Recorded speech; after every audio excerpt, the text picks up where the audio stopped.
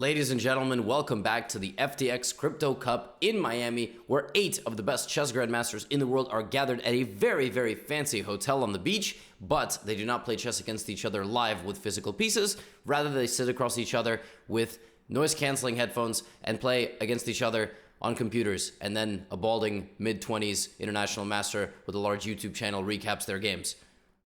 Yeah, that's what we're doing here with the FTX Crypto Cup. Today we had a lot of very interesting games. We also had a blunder of checkmate in one move. Yeah. So today you actually get to see yourself playing at the FTX Crypto Cup. Pretty cool, like nice virtual experience. Yeah, let's just jump into the games. Like I said, exciting matchups. Magnus will be at the end for folks to skip ahead, although we did have interesting chess all around. So we have Poland versus India here, as young Pragg Duda is taking on Pragg Duda. Now, the match is 2-1. So Duda has already won a rapid game. Pragg now has to win with black. How do you win with black on demand? Well, you play, the most imbalanced version of the English that you can, the reverse Sicilian, and then you play bishop to b4. This is some sort of major sideline by Duda. The overwhelming mainline position here looks like this. I do not think I've ever seen this move, but the point is that, you want to play the bishop to g2, you want to have the open diagonal, so that's all fine and good, and that's quite nice. Yeah, I mean, he just takes the center. And then here, it seems like any normal person would take with an eye, but Duda takes with the queen. Completely unafraid of knight c6. Because I guess he just goes back, and now black can't successfully play d5. So there's some sort of interesting meta here. Pragg plays a5, preventing b4, and then plays knight a6, which is some very exotic way of developing his pieces, and then plays a4, which completely prevents b4, even b3, and it allows white to put his knight here. Now, from the early opening battle, it seemed like actually Pragg won. He didn't win the game, but he won the opening battle, because it's difficult for white to make further progress into black's position. White sort of played a bunch of strange opening moves, and now is playing moves like knight back to b1, which just really isn't going to get the job done. And notice that Pragg is also regrouping. Pragg brings his bishop around to g6 and then, to f8 and wants to put bishop on g7, but he's also going to get this bishop out. And then he's going to go here, and quite quickly, Pragg just gets a very powerful attack. He is now suddenly making Duda make defensive moves, defending against mate. His knight is just diving into the position. Then he's going to play the move d5, so you don't even know if this bishop is going to go there or out this way. It's yet to be determined where that bishop goes. A few moves later, Pragg has to trade off, but now he's cracking open the middle with the rook hitting the queen here. I mean, just seems like Duda played an offbeat line and has just been fighting back the entire game. We have queen taking back on d8. We have fe3, bishop b4, queen b4.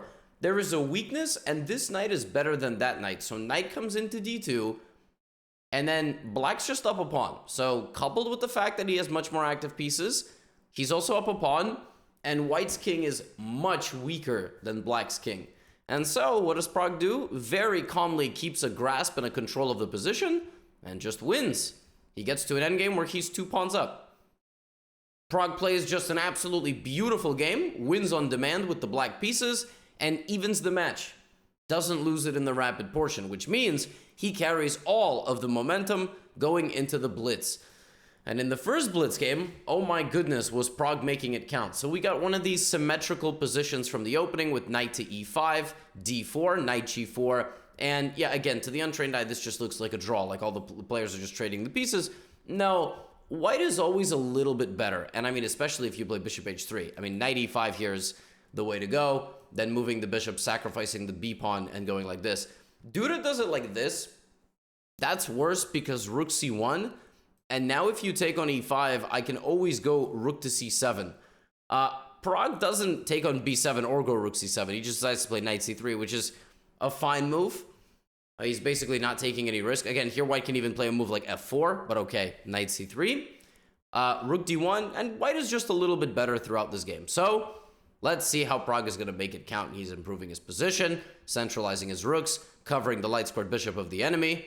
Okay, draw. No, Duda declines the draws. Pragg's like, okay. All right, no draw. I'm a pawn up now. Oh, okay, but now I'm really going to be a pawn up because I'm going to win this b pawn. Oh. All right, well, I'm just going to keep bothering you with my activity, all right? Look at my king. My king is very active. My rook is very active over there, looking to get in over this way. E4 is on the way. You can kick me out, but I'm still going E4 on the next move. And I mean, just visually, it looks very pleasant here to play with white. Pragg wins a pawn. And now we begin the whole process of winning the game again, except Pragg is a pawn up, and it's a pass B pawn, and black's king is completely cut off. And all these pawns are just sitting around waiting to be captured. Knight to C5. All right? Here we go. F6 is going to fall quite soon. Then G6. Pragg's just up 2 pawns again. Amazing job here by Pragg to storm back and not only win the last game of the Rapid, but also to win this game of the Blitz. And he plays knight to D3 and hangs mate in 1.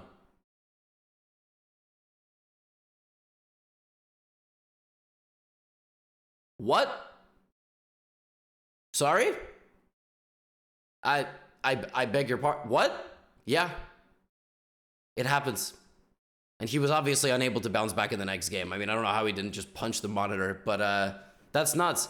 I don't know what he was calculating here. Maybe he saw this. Because his mind might have only been on the pawns, right? And so after rook h2, knight d3, he was like, oh, you know, there's this, and I'll go king f4 and I'm winning. Or king d4 and I'm winning. Just shocking. Yeah, shocking. I mean, because this is also the only check, right? Like, it's literally the, I don't know. The human brain works in funny ways. And Pragg loses. Crazy. Just absolutely shocking result. Yeah. Knight d3, rook e2 is mate. And Duda wins. Duda beats Pragg in the Blitz. Pragg still gets 1 point for the overall standings, but my gosh, that is, after doing all that work, right? It happens. Giri versus Liem was also a very interesting match. The first game that they played was one of these Italians. It was a variation that we've seen in the candidates. And right around here, you would think that black is going to be attacking white. Like, not losing a queen, but, you know, black will try to get this bishop active, trade, try to create some attack with the knight on f4. Yeah, this game went bananas. So first of all, Liem did, in fact, try to open up the queen side, as you can see. But then Anish was the one that went knight g5 and f4. Anish just, like, started bulldozing on the king side. All right, e6. Knight takes h7. Look at this position. He's just sacrificing the rook on d1 completely. Here, the engine gives a move that both GMs missed, which is the move rook to c2, which is one of the most savage moves ever. And the point is, bishop takes c2, d3 check, discover check, and you win this, and then this is hanging. It's pretty nuts.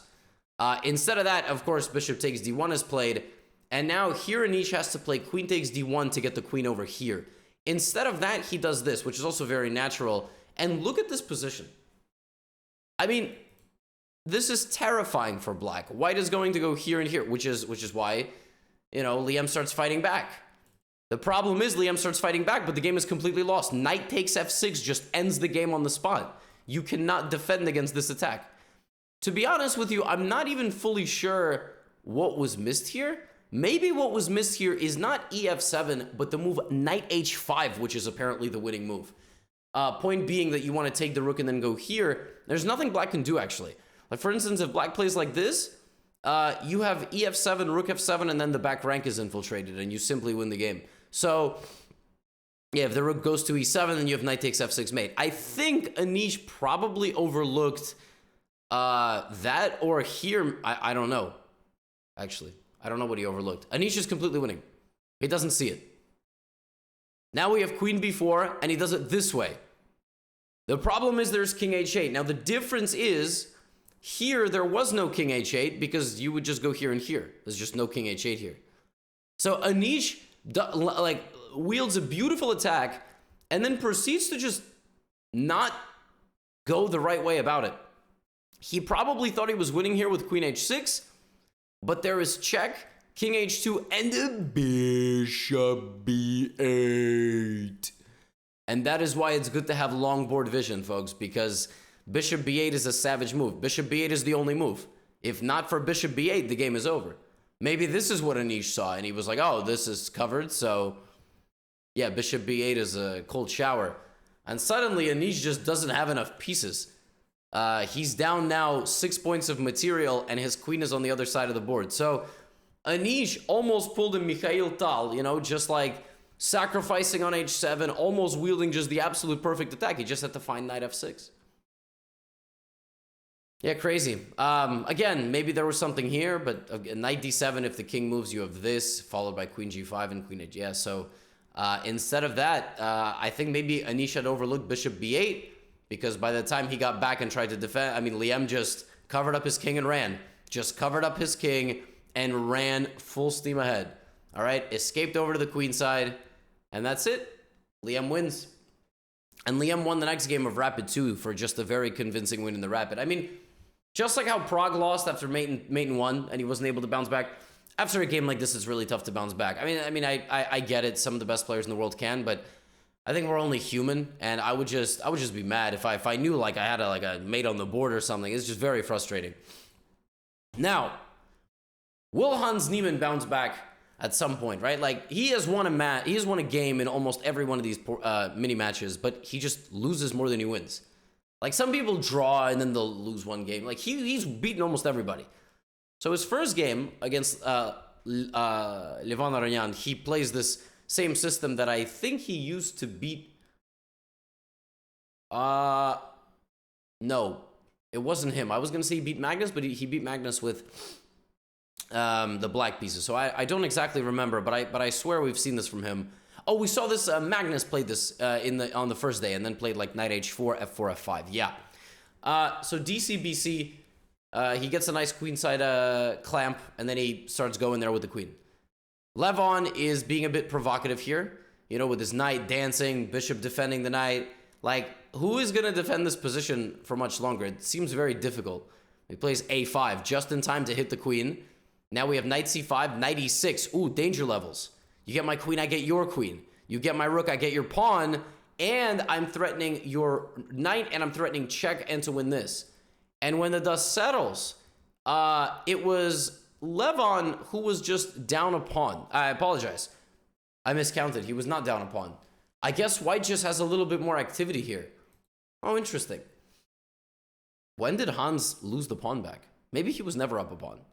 Maybe I just only have one sip of my espresso and it's 8 in the morning on a Sunday. Rook b1. Knight c4, knight d5. So Hans is not up a pawn, because I thought he was, and he just absolutely isn't. But he does have an advantage here of activity. His rook controls the only open file, right? Black's pieces are a bit more scattered, and there's a bit more weaknesses in the black position. You can see these pawns kind of potentially being weak. White's pawns are all defended. So bishop b7, rook b7, and g4. G4 is a nice move. It gets you a little bit more space, and it covers against knight f5. And Hans starts booting around the knight. Levon has some nice piece play here, but knight f6 is a beautiful move. Point is, you can't take this because that's mate. It's coming. And there's actually just no way to prevent white from winning the pawn on e4. If you play rook c4, it's the same problem. So nice move by Hans. He wins himself a pawn. And here, rather than just defending the position, Levon goes bananas. I mean, he just continues to try to get to the king, but the king is completely safe. And we have knight g1, f4. He just rips it open, takes, bulldozes. Not only is this knight under attack, but if this knight moves out of the way, you're going to win another pawn.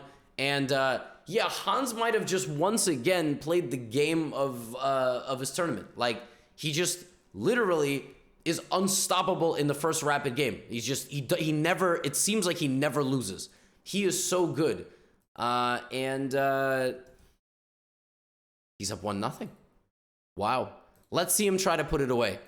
Now we have the second rapid game, and Levon plays a London. I mean, how scary can this be? You're up 1-0. The guy is already resorting to playing the London. We saw Magnus beat Levon with the black pieces of a London. All right. So Hans plays like Grunfeld style, double fianchetto, c5, nice and normal. All right, Levon goes b4. Yeah, that doesn't scare anybody. Okay, knight h5, we're going for the bishop. Let's get provocative out here. Uh-oh, b5. Now, Hans can play knight d4 here, and then trade, and then go here, and that hits both. Now, does he, like, win the game? No, but he can get this. This is a little bit scary, though, for black. It's not very human to play like this, but then you would try to do something, you know, along these lines. But he plays knight a5. And now we have this. So he still kind of does the same thing and then takes. But how is his knight ever getting back into the game? Do you remember a long time ago, there was a tournament that I analyzed, and someone's knight got stranded on the edge of the board for like the entire game. I think it was Giri versus Tari, Norway chess. Yeah, well, now we kind of have a similar situation. The knight does get back to the c4 square, but white is just attacking here with f5. We have knight takes e3, f takes e6. Hello. Hello. If you take, just queen g6. I mean, the game's just over. You just queen g6, you're going to get mated somehow. So Hans plays f5, but now there's queen b4 with the threat of a fork and the threat of queen f4 and getting over here. And that's all Levon needed. When the tactics started breaking out in this game, Levon was razor sharp, and he outcalculates Hans, defends against mate, and there's nothing you can do. You know what you could have done here is you could have under-promoted to a knight. But I think Levon was too afraid of having auto queen on. Can you imagine losing the game like this with auto queen? Yeah, I mean, if Levon didn't know how to under-promote, he would have been in some trouble because he could have just gone here. He decided to just play bishop f3. And he wins a very convincing game. And he ended up winning in the fourth game as well. He won both of his games with white. I mean, Hans, in the first rapid game of these mini matches, has just been an absolute, like, just Terminator. Just crushed Levon in the last game. But Levon gets two back, and Hans, once again, loses in the rapid. And it's just tough, man. He's got one more day to win a couple games, get on the scoreboard. Next few games that I have for you are from the matchup between Firouzja and Magnus. Listen, a year ago, this matchup was a little bit more marquee, a little bit more interesting, because Magnus had famously said that he was not interested in defending the World Championship unless it was against Firouzja. Right? Like, he was like, oh, I'm probably not going to defend unless Firouzja wins the candidates. Then Firouzja didn't have a good candidates. Now it's kind of packs the different punch. But Magnus in this game against the two knights Caro Kann plays queen a5. When I tell you I have never seen this move in my life, I am not exaggerating. I think that move has been played maybe 10 times in human history. It's just such a weird move. Now, random queen moves out to a5 do exist, but they generally exist when a c-pawn has moved, not when a knight has moved. And what I mean by that is, for example, there's the c3 Sicilian with queen a5. And the point is to pin the pawn to the king. So d4, cd4, and the pawn is pinned, so you can't recapture, right? I've once played c4, c6, and queen a4. So black cannot play d5 because you would have to take with the queen, which is still like, okay, but white gets a good position. But I have never seen queen a5 with a knight. I mean, in the Scandinavian, sure, but this is not a Scandinavian. This is just a Caro Kann with a queen on a5. All right, well, Magnus is trying to nerf himself to give his opponents a chance. Firouzja gets a bishop pair. Firouzja, shockingly, sees mate in one, doesn't blunder mate in one, which sometimes happens in top-level chess. And Magnus gets a position from the early opening that, I mean, the move a5 here by Magnus, he must have not had the caffeine to wake up, because that's just not a move that Magnus plays. Like, Magnus plays a5, Magnus plays a4 with white to induce opponents to play a5. The whole point is that black cannot easily go knight b6 because of this. And like, if black just continues like nothing's wrong, white will go here and here. Okay, so if castles, white will try to play a6, maybe even rook a4, by the way, which is a pretty interesting idea. I guess Magnus really didn't like rook a4, which is why he decided to play a5, but I just feel like allowing the bishop to live there forever while both pawns stand next to it, it's just not very Magnus-y, right? Now we have rook e1 check, and Magnus's king is stuck in the middle. What is going on? It's like if I was playing black, all right, versus Firouzja. I don't know. I kind of feel like Magnus was like, yeah, I'll give the, I'll just mess around here in the rapid game. I'm winning the tournament anyway. Queen is on, like, what? What in the Fisher random is going on, all right? What in the, like, what is this? All right, rook c, now Firouzja's got to break through, right? I guess Magnus just thought his position was going to be solid, but yeah, I mean, look at, now the queen's getting chased around again. Knight e4 hits everything. And now it's time for the black position to fall apart. Rook h8 is threatened. Queen d2 hits the a5 pawn. The queen went to every square on the back rank except for, like, a good one. Now he's down a queen. A5 is lost. And, yeah, he gets back to A5, gets to G7. Folks, what was that? I mean, honestly, what was that, right? Like, what did we even just watch? I don't even know. I have absolutely no idea what we just watched. Now, the good thing is that it didn't just end like that, okay? Magnus won a nice game to win in the second rapid one, and to win the second rapid game. And he did in fact tie the match, right? He did not just go out like that. Now, it has also come to my attention that I actually deleted a game that they played. I only have one game left, which was their final game. I meant to show you one more game, which is just, how did I delete a game? That's what I'm saying. I didn't have my caffeine today. So here's their game, okay? Here's their game from the Blitz, because Magnus won the second rapid game to not go down in the rapid, which means that they have to play Blitz, just like Pragg and Duda earlier. Yeah, so this is their first rapid game. Apologies for that. We'll show you both of their Blitz games. Magnus begins the first Blitz game with C4, and we have this. We've seen this already. Very imbalanced. And we see something kind of funny. We see D3. Now, D3 is an okay move, but a few moves later, we're going to see D4. That is because Black decided to not put the knight on C6. If Black had played knight C6 covering the D4 square, White would have still tried to go for E3, D4, but with the pawn there. But like this, it's a very different position. Now here, Alireza it looks like a computer just glitching out, like playing random moves on the edge of the board, just walks his pawn all the way to A3. Magnus is like, all right, so what? Alireza takes. Pawn made it down the whole length of the board. Now he gets the bishop pair, and he starts to outmaneuver Alireza here. He has various ideas of expanding, pressuring on the diagonal, bringing the rooks to the open file. Let's see what happens here. All right, there it is. All right, rooks go that way. B7 is under pressure. I told you this was the game plan. Takes the bishop. Now it's 2 bishops versus 2 knights. Rook D1 down the middle. E4, taking some more space. Nice. Get the knight out of the middle. F4, walking him straight down the center of the octagon and throwing punches. Biting down on the mouthpiece. Nice idea. If this, then this. Then you're getting through. All right, so queen E7. E6. I mean, this is just... Magnus is like, all right, I'm not going to dance around on the back rank in the rest of these games. I'm going to just terminate, right? If you take my bishop, it's mate in 2. B6. And Magnus with an emphatic bounce back game, sacrificing a queen. Instant replay. Queen left to die out there. You know, queen takes D3. He doesn't take back because then there would have been rook A1 and Black is winning. Instead of that, he gets this, and this rook is a goner. And even though it's 2 rooks for the queen, this pawn is too strong, the rook is too strong, the king, you know, is just on the back rank, and it's a lot of pieces for the queen. Rook G8, trying to sack with E8 queen. E8 queen anyway. King has to run to safety. It does. And Magnus wins the first Blitz game.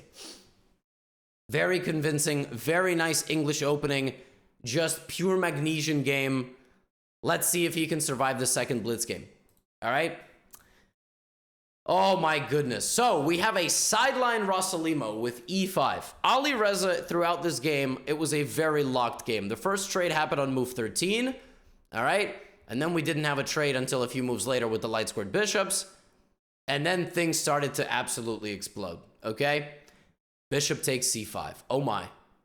Now, if DC5, D6 is discovered check, and you're going to... Whoa. Whoa, if the king had moved, you were going to take the bishop, but now you take like this. Now after this, and knight F7 attacking the queen, the position is actually completely fascinating. So, Alireza has 2 extra pawns, and a rook versus a bishop and a knight. Bishop and a knight are better than a rook 9 times out of 10. However, if one guy has 2 extra pawns, that helps. That makes it about 5 out of 10, right? But also, if the pawns are passers and connected, it's going to be really difficult for one guy to stop them. And you're going to see the queens come off, and Firouzja is now up 3 pawns. He is not completely winning because Black, again, has the power of the knight and the bishop. He just has more pieces. But Firo is in great shape, and he gives back a pawn and just starts going. How is Black going to stop these pawns? White is totally safe. White has the green light here to just win the game. Firouzja's beating Magnus with White. All right, there we go. B5. The more time that goes by, check, so you can't take the rook. The more time that goes by, the closer Firouzja is going to get to promoting, okay? The pawns are going to start moving very quickly. Rook c6, b6. Look at this. I mean, how do you stop the pawns? You can't. This is what I'm saying. Connected passed pawns are a nightmare. Knight e5, rook back to c8. At some point, Magnus will have to sacrifice something. He does. Magnus sacrifices a piece for 2 pawns, and now that we have this position. Now, rook versus knight, just on its own, is probably a draw. Rook versus rook and knight is probably a draw. It all comes down to the pawns. Knight back to d7, rook g5. If Firouzja gets a position that looks something like this, he's going to be easily winning because his pawns completely leave this pawn stranded. 2-on-1 pawns is winning. So rook g5 and rook g4, and that's it. Firouzja is completely winning versus Magnus. He just needs to play king to h3 and rook to e7. The game is over. Now, if he goes for the g4 pawn, check, sends the king backwards. If king f4, you can probably even sacrifice the rook and just win this endgame. No, you cannot. Not so fast. What should you do first? I am f3. f3, don't rush. Then you should do it. Okay, well, I got excited. This is why I spectate the games, and I'm not playing them. But rest assured, you can at some point sacrifice the rook for the knight. Like right now. And then you can play f4. It was an idea. Right idea, wrong execution, which is why I'm the I am, and they're the top 10 players in the world. But that idea always exists once you have the pawns and you're able to kind of march through. That's it, Firouzja, put it away. Okay, I get the move king f3, obviously. The idea is that there is no knight f6 because rook e5 check. But king h3 was nice because you touched the pawn, right? And you're just waiting to kick the king away. Rook e4, f4. So, totally winning. I mean, it's like shocking to me he didn't play king h3. But okay, king f3, king f6. Now he goes that way. He goes that way, and he hangs his pawn. Now, of course, he was in low time. But he hangs his pawn. Now it's a draw. We said rook and knight is a draw, right? White lost his pawn. He blundered g5. Well, actually, he probably blundered knight e5. And that's it. Magnus is just drawing. Just rook and knight versus rook. It's insane. And okay, Firouzja plays a little bit longer, but Firouzja was so close. I mean, he was just so close, but so far. Magnus wins in the blitz. And after 6 rounds of action, Magnus is in first place with 15 points out of a possible 18, followed very closely by Pragg and Firouzja, who have 13 and 12. Then it's 9, 8, 8, 7, and Hans with 0. Now, the final round matchup is very interesting because it's Magnus versus Pragg, and they are separated by 2 points. The only way that Pragg can win the entire Crypto Cup is if he beats Magnus in the Rapid. If that happens, oh my gosh, I don't know. I might do something crazy. I'll see you for that last round recap. Get out of here.